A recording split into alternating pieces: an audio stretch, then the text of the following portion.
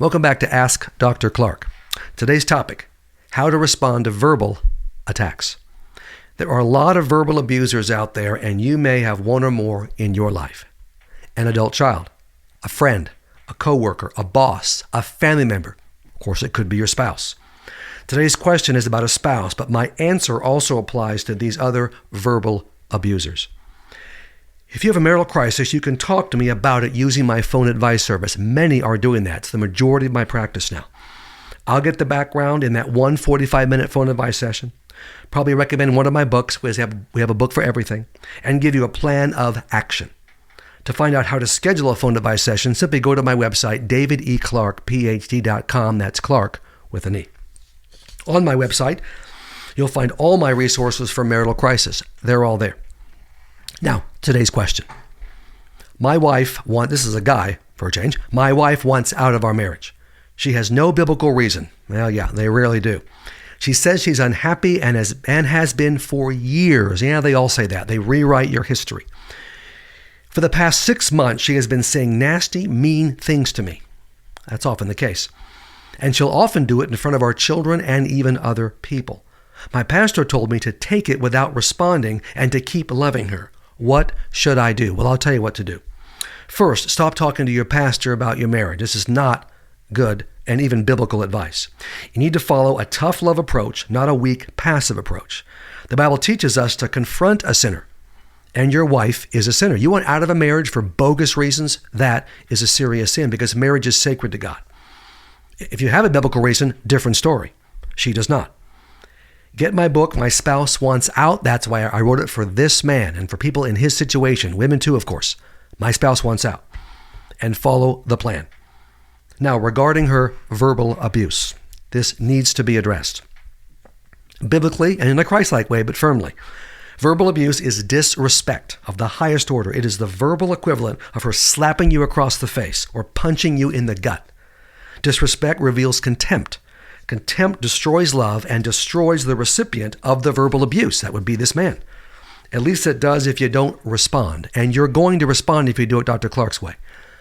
Every time you take a verbal shot from her or from anyone without responding, and you just take it like the pastor wants you to just take it, you are damaged physically and emotionally. You are weaker. You lose a little more of yourself. You embolden the verbal abuser. You enable the verbal abuser.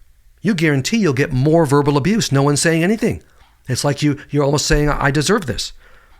You send the message to the abuser and others who witness the verbal abuse, I deserve this abuse. What she said about me is true. I'm not worth being treated well. And also, feel free to continue to verbally abuse me. You lose the respect and love of your children and others who witness the verbal abuse. Those who witness the abuse and your non-response will disrespect you and have contempt for you. So the verbal abuse grows. It's like a pond in a rock in a pond. It just keeps rippling out, and everybody starts treating you badly. I've talked to so many ladies especially, and some men like this guy, who live with a narcissist, who abused them for years. And what happens is, as the children grow up, in almost every case I've had, the children begin to disrespect you and verbally abuse you too. That's awful. You don't need to take that. These others will pity you, disrespect you, and verbally abuse you too. It's just human nature. It's sin nature. Bible talks about this. If you act like a doormat, others will wipe their feet on you. So, you need to respond briefly and assertively every time you are verbally abused. Now, your responses are brief. One sentence, one phrase, one word, in some cases. You don't get into a prolonged back and forth dialogue with the narcissistic abuser. You give your statement and you move on.